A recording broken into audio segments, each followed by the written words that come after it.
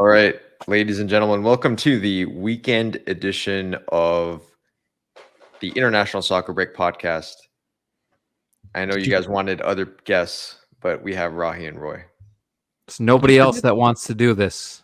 Nobody that has the dedication and the heart required. That's what it is. Yeah, you guys are fresh off your trip from Nashville. But again, this particular episode, we talk about what happened on the weekend. So we're going to get into that. And I've changed the format a little bit.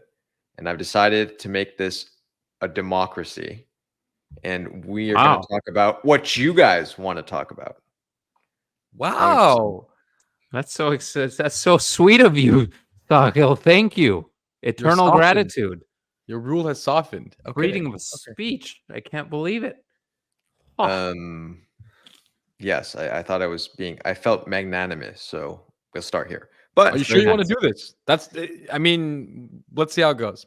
So let's talk about what we did over the weekend. I went to the carnival, got some prizes. Okay. Whoopee cushion. You went to the carnival. My goodness. You guys remember these? No. I do. Whoopee cushions. Come on, man. Did you have a childhood? I feel like you were the class clown, Roy. Is that true? Were you a prankster or in class? I was a class act. You're thinking of yourself being the clown. I was a class act, not a class clown. Yeah. Classy. Always classy. This is going nowhere fast. So let me let's switch to the beautiful game, shall we? So that's what I want to talk about this weekend. How exciting. I want to talk about the 4 Americans. I'm taking on your guys' role today of that American. Wow. American just 4. Just 4, Rocky, not 8. Sorry, 4. Yeah. 4 of them. Just one. I was holding up 2 hands. I made a mistake. I apologize. So 4 Americans started in the Serie A. For those that weren't aware, there was a game between Juventus and AC Milan. Christian Pulisic or Pulisic, as we say now, and Weah and Musah for AC Milan, and Timothy Weah and Weston McKennie for Juve. And it turned out to be a riveting game full of goals and excitement. And no. So what I want to say about this game first, before I let you two guys chime in, because I know you'll have a lot to say about this, is it was reassuring from the perspective of an American soccer fan to see in such a high-profile game 4 Americans on the field. And I can't think of the last time that has happened in any major league, to be frank. And I'm not sure statistically if that has happened before. But regardless of the nature of the game, I thought that's something that needs to be acknowledged. Yeah, and starting and playing significant roles for very, very big clubs. I mean, it's a big moment. You can't deny that. It's a very, very big moment. These are very good clubs. And unfortunately, the game didn't pan out maybe the way we would have hoped for the Americans. Mm-hmm. But they all played big roles. At least they were intended to play big roles. Wait, who are you rooting for? Since you brought it up, who are you rooting for? Team Weston McKennie and Team Timo Weah or AC Milan? No, so I didn't have a rooting interest, honestly. I was just watching the game. I was kind of rooting for AC Milan. So it's a tough thing to do. That's a good topic, actually. Like, it's a tough thing to do to sit and watch a soccer game and not root for anyone, because your natural inclinations psychologically are to go in one direction or the other. And I literally was blank the whole game, which was kind of cool. Wow. Yeah. I've reached a Zen level, or a level of Zen that you guys can only wish. You That's guys can only wish to get to. Just blank the entire game. Unbelievable. I'm sure everyone else in the stadium was also blank the entire game. Yeah, it was a boring game. Performance. I was like Sakil here, though. I was rooting for the Americans. I would be happy. And I went to this. It was this exact game. They played in Los Angeles in the preseason. Mm-hmm. And it was AC Milan versus Juve. And I got to see all the Americans. And I found myself cheering for every single goal that an American was even involved in a very secondary or tertiary way. I just wanted them to look good, wanted them to get goals, assists. It was the same thing here. Nobody played well. None of the Americans stood out. They all had a flat 5 out of 10 performance. Let's be real. I thought Say how it is. Timothy Weah was the best of the bunch. Yeah, he a couple sloppy plays here and there, but he assisted on the goal, technically. Yeah, I don't think counting that one. I don't think it's an assist if it's a back pass that's going backwards. True. Yeah. It is officially an assist, though. Yeah, Are and they the counting shot it? was also Do they count it as an deflected. assist? Yeah, it's an assist. Yeah. Yeah, I guess so. Yeah, I'm not counting that one. I'm sorry. And if you remember on the Tiao red card, he was the one who played the initial ball up. So he assisted on the red card as well? Two assists. He assisted to Moises Keane, and then he got fouled. So theoretically, that is a double assist. So he won the game. He single-handedly won this game. What a performance! My goodness. But he wins. He was the best of the four. He was the best for me. Second, maybe Weston McKennie. Weah Musah wasn't bad. I thought he wasn't bad. He wasn't great, but he wasn't. I thought he was bad. Come on. I thought he was bad. He did nothing. He really was just a flat presence there. I thought Mckennie did well defensively. He was very selfless, kind of like he was against Ghana. I thought offensively, Mckennie was, he looked a little slow, but defensively, he stopped a lot of plays against Ghana, and I felt it was the same here, but he offered nothing in the attack. I didn't think Weah did anything either. Pulisic, it was hard to measure. He played. Pulisic, I mean, he basically was pulled after the red card, so that you can't. How many minutes did he play? Was it 40?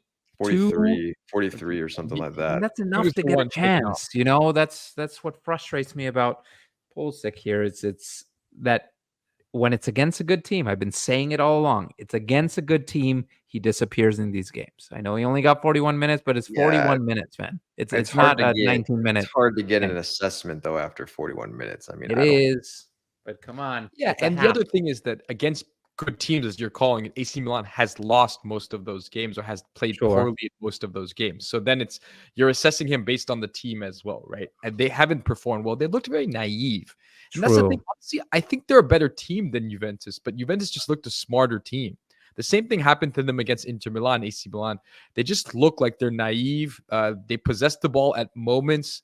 They don't really create that much danger. Even Rafael Leao, who's an excellent player, the amount of times he's getting into advanced, pretty bad. Yeah, he doesn't. The final pass isn't really there. There was one to Giroud that was a fantastic move by Leao, and then that's the one that he almost finishes. It's a great save.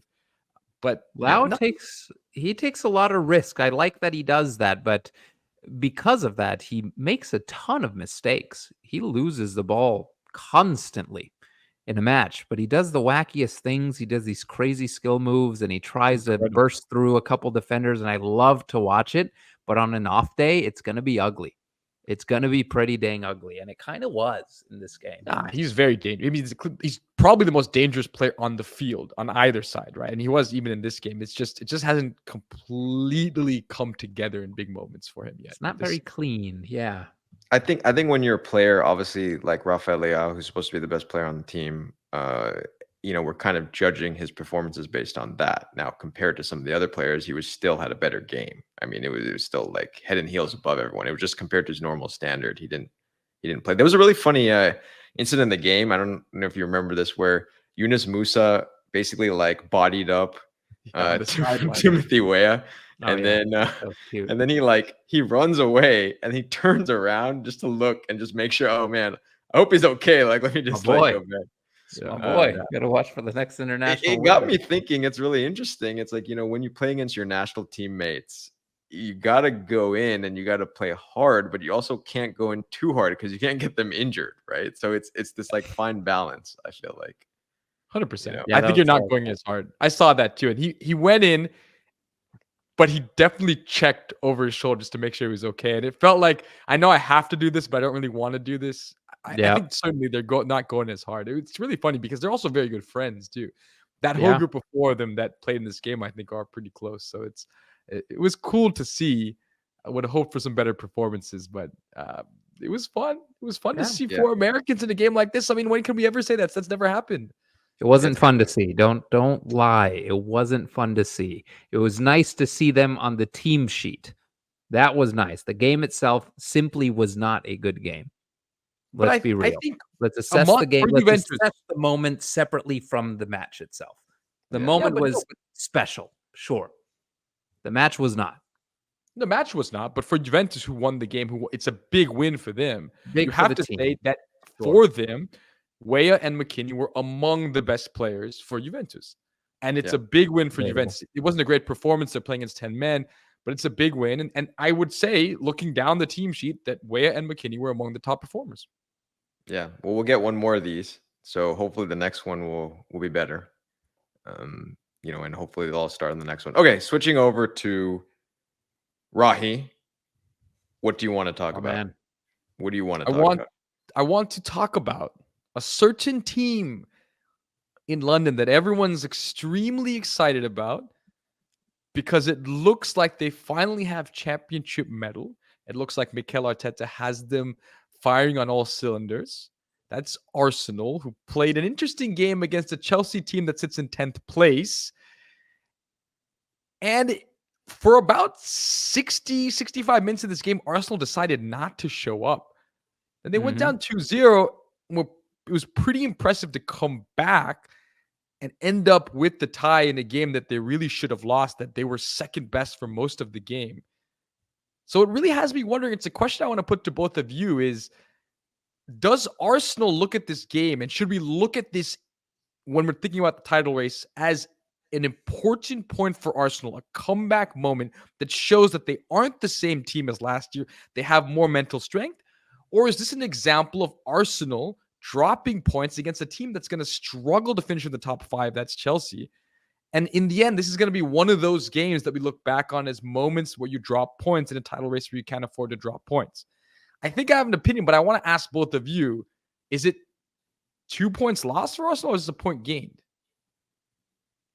For me, it's 2 points lost, man. Like you said, the beginning of that game, they weren't playing with purpose.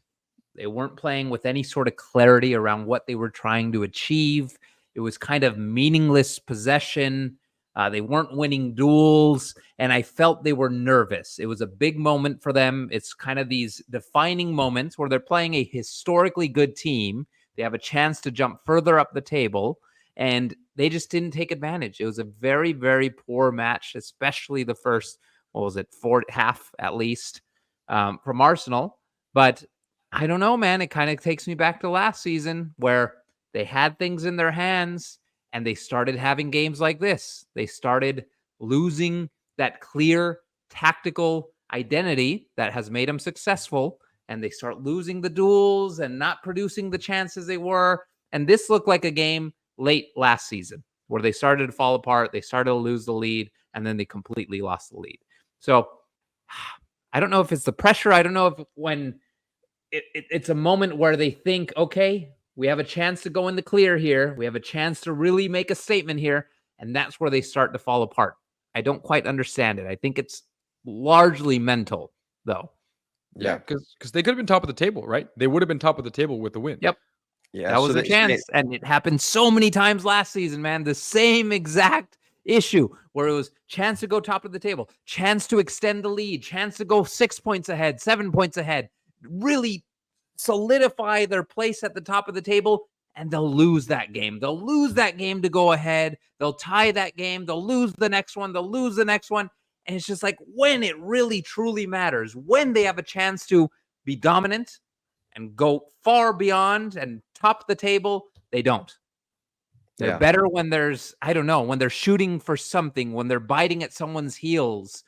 That's when I feel they excel, when they're the underdogs. But now that people expect them to win, it's a little different. Yeah, they don't perform the same way. I think obviously going into the game, they actually asked this to the players after the game, and the same exact question.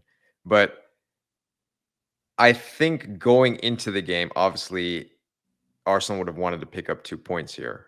That being said, Chelsea is playing a little bit better than they were at the very beginning of the season. Pretty good, man. And they've gotten a little bit unlucky here and there. But the course of the game, right, after being down 2-0 to come back and get a draw, that isn't easy. So this is a situation where a club can take a performance like this and use it for momentum. Do I believe Arsenal Football Club is going to do that? No. because of the track record of Arsenal.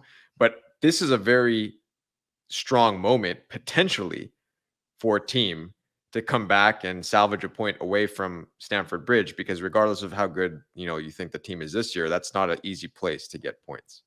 No, it isn't. But here's the thing, and I disagree with both of you on one hand. I think you're focused on the mental side of this and the fact that what this means about Arsenal as a team. And I'm not concerned with their mental makeup. I'm not concerned with where, the idea of them choking away a lead. They look very strong. This is a good comeback for them.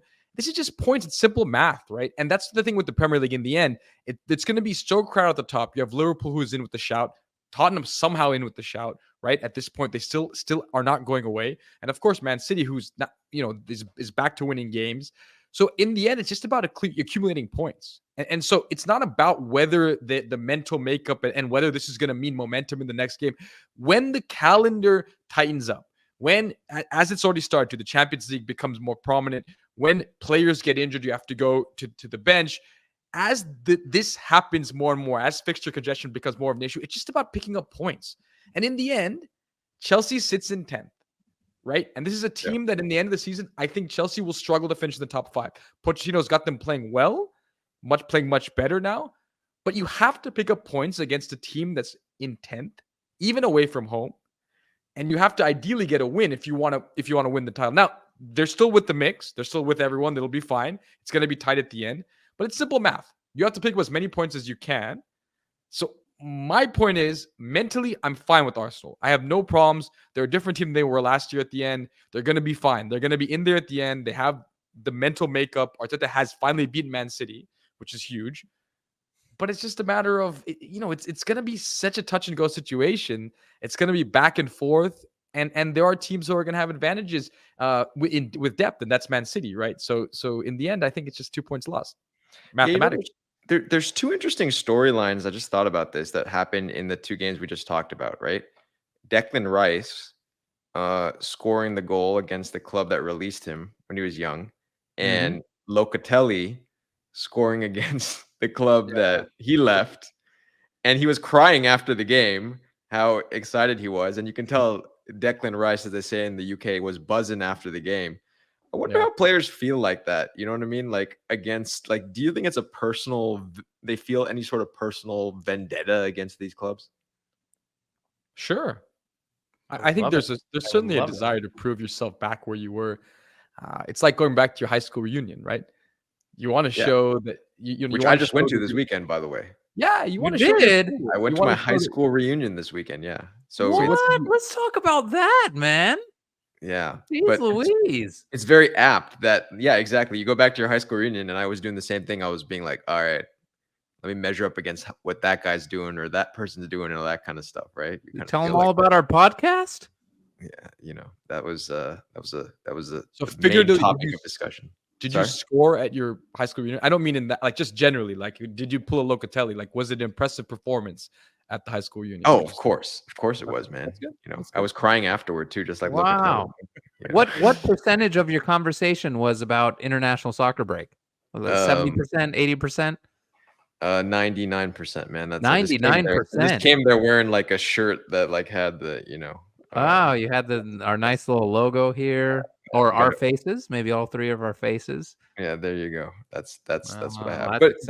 But no, it's funny because on Twitter, some people were saying Locatelli, can't stand that guy. Can't believe he's crying after this game and stuff like that. Yes, it is a little weird, I think. But I don't know. I guess it's almost like showing your previous company. It's like, hey, see what I can do. I showed you guys. Man. Or your ex-girlfriend or boyfriend. It's the same thing, right? Yeah. It's a very interesting situation. But what's that song? Feeling. I hope it gives you hell. Or who is that song by? You see my face. I hope it gives you hell. All American Rejects. All American Rejects, right? Yeah. Yes. See my face. Hope it gives you hell. Yeah. I'm pretty sure that's right. I think that's it. You want to sing for the rest of the. I don't remember what key it's in. That's the problem I'm having here. Yeah.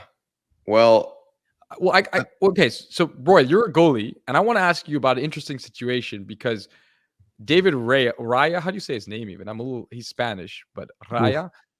But I think it's he Raya. has a mistake in this game, right? That he comes into the team. Arteta brings him in. Almost no questions asked. You see the video of him welcoming his family, and they're speaking in Spanish. And looks like they're best friends. He becomes a starter right away. Ramsdale is on the bench almost immediately, and he's looked good. I've talked to Arsenal fans who really believe he's perhaps a better goalie, but it seems unfair to Ramsdale. Now he has a mistake in this game. As a goalie, how do you feel? Because first of all, how do you judge, right? Where you're being judged on training, I guess, but it's very difficult. And as a goalie in Ramsdale position, I mean, what must he be feeling right now? It's hard to say because this talks a lot to the human, but in the moments where I was on the bench, I don't wish bad upon the starting goalkeeper, but I'm also secretly hoping he messes up because I want to freaking start. I want to start every game, and the only chance I have two chances. Show off in training, just really beat him in training, consistently be the better goalkeeper in training, but that's very separate from the matches. If he's still playing good matches, they're not going to take him off. It's very different from a midfielder, very different from a forward where you could play every game. You come in off the bench with 30 minutes. It's do or die for a goalkeeper. If a goalkeeper is playing well, the other one will not play a minute all season. So yes, secretly, I would say almost every goalkeeper in any league on any team secretly wants the starter to fail. Even though they want their team to win, even though they want to win titles and win trophies and all these different things, and they're good human beings for the most part, and they want their teammate to do well, they're cheering for their teammate, there's something inside that says, just go between his legs, damn it. Just go between it, just come out on a corner kick, go for the punch and miss it, and it goes in the back of the net off a towering header. They feel it. They'll pretend to be like, oh, damn it, we got scored on, but no. But how badly do you think Raya needs to mess up before the coach is like? I think it needs to be a couple games in a row. If a coach takes out a goalkeeper because of one mistake, that's very damaging for that goalkeeper. And the coach knows that. Most coaches will know that. You can't take a goalkeeper out the next game because of one mistake. But if he's doing a string of mistakes, it's affecting his confidence, that's where you start to consider, okay, we might make a swap, see how it goes with Ramsdale. But I don't think they take him out in the next game. It would be cruel to do such a thing. But yeah, it's an interesting role, man. It's very do or die. You get your chance, you fumble it, you're out for the rest of the season. You won't see the freaking field. But the thing is, I don't think he fumbled. That's what must be so frustrating for him is he didn't really fumble the opportunity, right? Arteta decided they needed a better goalie, someone better with his feet, and brought in David Raya, and he just said, all right, you're in. But I feel like he never gave Matt Turner that chance, huh? I feel like he got bailed out by his counterpart on the other end, who just had a bigger mistake than him. So maybe, like, if you're looking at the game, you're like, all that affects it, man. All that affects, and that's another thing goalkeepers hope for. They want to be the better goalkeeper between the two on the field. So if they messed up, they're praying for the other one to mess up a little worse. They forget about that one. That just messed and up. they tied the game, right? In the end, that matters too, right? They didn't lose, so that's important. I mean, so you're saying Ramsdale on the sideline she's a little he has to be deep down his little smirk, little smile when he makes that mistake. 100%, scores that goal. 1,000,000%. He's valuing his career over the success of the team. That is my guess. You know what that reminds me of is that a little bit of an aside, but you remember Landon Donovan when he came out talking about the 2014 World Cup where he wasn't taken by Jurgen Klinsmann. And about how the first couple of games he showed up to a bar in a hoodie and sunglasses and was rooting against the U.S. That's exactly the same idea. And he's honestly, you can't blame him, right? You can't blame him. I mean, obviously, he's American. He's played for the team for a long time, but he was supposed to be there and he wasn't taken. He's rooting against the team. As a human being, it's a very natural reaction. Of course. Yeah. Of course. He hates the coach, so he wants the coach to fail. He loves his teammates, but, the mix of the coach he hates being there and the fact that he wasn't called up, of course he's going to root against the U.S. American legend. So on that note, turning over to another American legend, Mr. Roy. It's me. What do you want to talk about? I want to talk about the greatest, most entertaining league in the world at this time. That league is Would you call it a major league? Would you say it's a major league? It is the majorest of leagues. If there are 1,000 major leagues, this is the majorest of the leagues. Right here. This is the League of the United States of America and Canada. Oh man, I thought we were going to talk about the Costa Rican League Absolutely not. and Saprissa, but no. We're not talking about Saprissa. Okay. We're not talking about Olimpia in Honduras. We are talking about Major League Soccer, my friends. Decision day was, when was it? It was on the weekend. It was on the Saturday. weekend. Saturday. Yep. Depending on when we post this, that's when we say it was, but Saturday. Absolutely thrilling. It's always thrilling. Decision day is always thrilling. You have teams who have one chance playing at the same time as teams who have one chance to make the playoffs. So they are desperately trying to get the win and desperately praying that the other team they're contending with for that final playoff spot does not win. It is a cruel, cruel game. And that's why I know a lot of people complain about the playoff system. I think it's people that don't experience it, that don't actually sit down and watch Decision Day and understand its value, understand how intense and entertaining it is when there are literally 5-6 teams playing for their lives in that moment. And that's what we got to see over the weekend. It was absolutely enthralling. It is fun. It is fun. I will say, thanks to you, Roy, and thanks to your constant prodding and encouragement, bordering on annoying reminders, I certainly tuned into Decision Day. Look at you. Watched the wraparound show, and I will tell you that it is exciting, as it always has been. But just because one day is exciting doesn't make the playoff system the correct way to go about it, because it makes a lot of the games prior unimportant. And we'll talk about that's a conversation for another day. But Decision Day was exciting. The thing I thought was interesting was that Leo Messi was almost cast in the villain role in a lot of ways, right? Because Charlotte, a team that you really felt for, and kind of like the little minnows, the underdogs trying to finally get in, the nobodies, man, the nobodies, and there they were defending a lead with their lives, and on the other side was Leo Messi and Jordi Alba and Sergio somehow Busquets. Played 90 minutes the entire 90 minutes. The entire game on turf. Yeah, on turf. Nobody thought he would play a second in that game. He decided to play. They must really not like Charlotte. Man, you saw the goalkeeper, Kalina. He went berserk in this game. He saved a Messi free kick that he got upon it. It hits the inside of the post. It bounces straight down. This, like, on the line, it's this huge scramble. What was it, like in the 90th minute, 89th minute? That would have eliminated him from playoff contention right there. Had that Messi free kick gone in. That's what's beautiful about these games. We don't really get to experience that very often in the supporter shield structure, but it was insane. Messi, just everyone was watching Messi. You could hear a pin of a needle drop in that stadium before that free kick. It was insane. It was very tense. I was very sweaty. And do I care about Charlotte? No, but I would have loved to see them win this game, and they did. Do you know where Charlotte is? Charlotte is in Canada. It's northern Canada. Yes. Small province. Yeah. You know what else was impressive in the stadium? That there was no pink, very little pink. It was mostly blue. That was nice. Which is Charlotte's colors. We haven't seen that this season. Whenever Miami plays away, it looks about sometimes 50-50, which is insane. The fact that you're playing in Chicago and it's 50% pink or 60% pink, but Charlotte was blue. I would say it was more like 90-10, 85-15, and that's goes to show that city is really behind their team, and they sold out the stadium. Yes, Messi had a large part of that, but they've done well with attendance. They sold out quite a few games this season, quite a few games last season. A massive football stadium is where who's a football stadium there? You know, football, Rocky, American football, Panthers, Carolina Panthers. Yeah, that's the one. Yeah, very good. Wow. Aha. Wow. Okay. Yeah, football. Well, good on Charlotte. You know, they made the playoffs.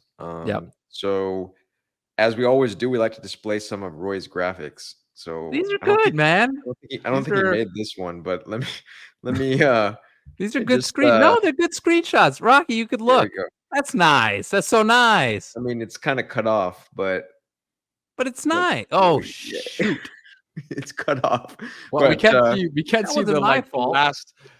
we can't see the end. But We can't see the What's the end. bottom Alright. one there? What? so real quickly, talk through this, and then so I can put us back on, so people don't have to see this for too long. Sure. So the important thing, this is the Western Conference, as you can see. The other side is the Eastern. I took a screenshot of that as well. You know what? This is your fault, Sahil, because I see the banner on the bottom is cutting off my perfectly cut screenshot. All right, here we go. We'll I take blame that off. you. There it is. There it is. Let's get rid of that freaking banner. So this is the playoff format this year. For those unaware, we have a wild card, which is the play-in match. That is a single match between the 8th seed and the 9th seed in the Western Conference. The same thing in the East. One match. The winner of that plays the first place team in that conference, which is St. Louis. I think St. Louis is going to get knocked out very, very quickly. They've kind of had a sputtering end to the season. I think they were riding on the emotion of being a new team in the league, around getting a few Bundesliga players. They got the ex-Dortmund goalkeeper. And it's been an interesting season. Their fan base is absolutely phenomenal. So I think they were riding on a lot of that. I think they sputter out in this first game. So who are they playing? Who do you think is going to win this this Kansas City versus San Jose game? I think Kansas City. I think Kansas City wins it. They have the home advantage, and again, another phenomenal fan base. They call it the Blue Hell, and they call it the Blue Hell for a reason. It is loud, is an intense. They're intensely passionate about their team in Kansas City. It's really a joy to watch. I'm going to go with Kansas City. Our boy Graham Zusi is still there. You guys remember Graham Zusi? I think it might be his last season. I think he's going to do this one. I don't remember if he announced his retirement or not. Bradley did, as you guys know. Michael Bradley announced his retirement last week. I think Zusi did it as well. I got to confirm that. But yeah, it's got to be Kansas City. Who do I think is going to win this side of it? Well, we got LAFC, who the champions last year. I hate to say it. And I'm going to go with the wild card here. I'm going to go with Houston Dynamo. They have been killing it this second half of the season. So those are my two teams on this side. LAFC, Houston Dynamo. It's going to be interesting, man. Let's switch to the eastern side of things. Oh God, you put the logo over it now. Boy, man, you gotta. This is Sahil. You happy with this? I think those of you listening on audio won't have to worry about it. Yeah. Good lucky you don't have to deal with all these. Where's Inter Miami, man? Are they not here? Oh my goodness. Look at this. Inter Miami wasn't even Rahi's favorite team, Inter Miami. They weren't even close to making playoffs. They fumbled, they stumbled, and they played themselves out of playoff contention. No, so Leo Messi got injured and he won international duties. And then it fell apart. Sure. It fell apart shortly after the Leagues Cup. I think it was too many games for a team with so many old players. But yeah, Alba was out for a lot of it. Messi was out for a lot of it. But they lost with Messi starting and playing 93, 96 minutes over the weekend. So this side is going to be interesting as well. You got your favorite team, Rocky, your ex-favorite team, Atlanta. Oh, I love beautiful roster there. They have World Cup winner Thiago Almada, who won the World Cup. He's suspended for their first game. He is. He got a red card, and that's a silly thing to do. He got a red card in a pretty meaningless game, so he'll be suspended for the first game. It's a massive loss, but that reminds me, if you look at the top, the little banners here, you got wild card, which is the first stage between 8 and 9. That's one match. And then you have a very NBA style round 1, which is a best of 3. So they won't have them for the first match. That will be played in Columbus, but they'll have them for the second. So it's a best of 3. For those unaware, this is new. Didn't happen last season. This is brand new for this season. So this round 1 is a best of 3. Then it leads to the semifinal. So who's going to win this side? Yeah, I mean, Cincinnati, it's rare where a supporter shield winning team goes on to win MLS Cup. I think they have what it takes to do it. Our American Argentinian boy, Luciano Acosta, has been brilliant. I think he will continue that brilliance and he's going to win it. The other option is Orlando. Orlando, you know who's leading the charge there? Another American, Duncan Maguire, my friends. Write down the name, tattoo it on your arm now before those tattoos get really expensive because he is killing it. Go watch his goals against Toronto over the weekend. Look what he did to Michael Bradley on his final game before retirement. He wrecked him. He absolutely wrecked him in his final game. So those are my two picks for this side. It's Cincinnati. It is Orlando. All right. And then why can I ask a question? Why does MLS do this? Like, what's the point of the best of three? Like, what is the desire to be so different from the rest of the world always? Like, everyone else uses a leg system, which is a normal way to decide these games. And why all of a sudden a best of three? I mean, time and time again, there's decisions made to be so different from the way that universally the sport is played, which is a problem. It's why sometimes the global audiences can't get into the sport in the US because the league does these strange things. I think we care less about the global audience and we care more about the American sports fan. This is different from the rest of the world, but it's uniquely American. And I think it's okay for us to do some things, not drastic things. This is playoffs as a whole is drastic, but we still want to be American. I would support us getting rid of penalties and going back to MLS shootouts, for instance. I would be in support of that. I am not so fixated on sticking to the traditional, sticking to what has existed over 100 years. I'm not a huge fan of penalty kicks. I think it is a poor way to decide a game that ends in a tie. I think it's a very poor way. It's a matter of luck. MLS, where you dribble around for like 15 seconds or whatever. I think you have 5 seconds, not 15. 15 seconds to try to score a goal. You get 5 seconds. It's somewhere from, I think it's from the halfway line. You got 5 seconds to take the shot. That to me is very exciting. That to me is skill based. You got to figure out where you want to run. You got to use speed. You got to use agility. You got to do the perfect dribble, not take too heavy of a touch. That's the way to decide a game. I would. You know what? You know what is a good way to decide the game is what I had in my AYSO league, where they would remove a few players. Like, so you'd go after extra time, and then you like play like a 3-on-3 or something like that. I love it. So it would be like Messi, like Busquets, and like you start removing players. Like instead of just doing two 15-minute things, you remove 2 players right away. 9v9, and 5 minutes later, 7v7, 5v5. I think these are changes that would be welcomed in never going to soccer. That would be awesome, man. Yeah, that would be amazing. But that's why we do the best of 3. It's again the first time we're doing it. In the France-Argentina final, you'd have Kylian Mbappe and like Messi, and then you'd have like incredible, man. Like Enzo Fernandez, and like maybe I don't know who else they'd play like against. That's a bad example because that overtime was insane. But in general, that would make for more exciting matches. It would kind of switch things up a little bit, give us a different perspective of a game. It's fun. Yeah. Best of 3. France, Argentina. Who wins the World Cup then? If we do this best of 3 here, we're best of 3. I mean, I don't know if Messi could play 3 games in 12 days. So, I mean, he almost did that in the World Cup. It's a tough one, man. I'm pretty sure France would have taken that. I don't know. I think Argentina was the better team for most of that game. But again, you saw what happened in the second half and in parts of it. I still think Argentina takes him, and they were best of 3. There's no way Argentina takes it. I'm convinced that there's no way they take it. Best of 3. Argentina still had they don't have to worry about that. Team. I don't think as a whole the team was much older than France's, but it's just the Messi versus Mbappe part. I don't think Messi could play the full game for all 3 within a 10-11 day period. That's the only thing. And I'm pretty sure Mbappe could. But let's end with this now that we've covered the weekend. Where does Messi go? Like, so what happens now? It's MLS playoffs. Where does he go on vacation at St. Kitts and Nevis, or what? What does he do? He's got a lot of action with Argentina coming up. He's got a lot of action with Argentina. That's going to keep him more than busy.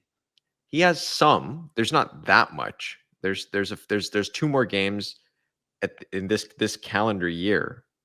And then what happens after that? I think he enjoys his vacation. He enjoys the reason why he came to MLS. He came for a couple reasons. One's to help build this league, to make it a league that is respected on a global scale. And two, it's to start to enjoy his family a little more. I don't think he's going to be in a huge rush to get a loan to Barcelona and immediately put himself back in the spotlight and under pressure and put this strain on his family and his wife and his kids. No, I don't see it happening. I think he's going to enjoy the fact that MLS has a longer off season. He's going to enjoy Miami. He's going to travel. He's going to enjoy those Argentina matches. Dude, he's in his late 30s now. I don't think he's going to be looking for a loan. I don't think that's what he wants to do. He might play one game. Maybe it'll be a super short-term loan where he goes for 3-4 games. But I don't even see that happening. Yeah, he's got to go for the Ballon d'Or ceremony.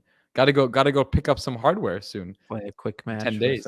He's gonna go. He's gonna go clubbing with Rahi in Space Nightclub in Miami or something. I don't know. Wow, Rocky's good at clubbing. I think you're right, Roy. Yeah. I don't think he's the next target for him is Copa America, right? And MLS season starts well in advance of Copa America, so he can get ready for that next year. So, There's no reason for him to go, especially now that he's been injured more than ever in his career. He doesn't get injured in his career. He has very, very few injuries, and he's starting to feel it. He's starting to get little tweaks and pulls and things like this that keep him out, and I don't think he's going to look to push his body harder. Yeah. All right. Well, solid weekend of different things happening. You know, we'll come back to you with the longer form version that we just did. If you were lucky enough to sit through the 40 minutes of this, or unlucky enough, perhaps. Yeah, I know. I was trying to spin it in a positive way. Oh, sorry. But more like unlucky, right, boys? but we'll come back to you at the end of next weekend. Hopefully, there'll be some more exciting stories. And in the meantime, everyone, keep watching the beautiful game and have a lovely week ahead of you. Have a nice week, my friends. Did I show you what I got at the carnival? I showed you this. Was that at your high school reunion? The beginning. Trevor. Yeah.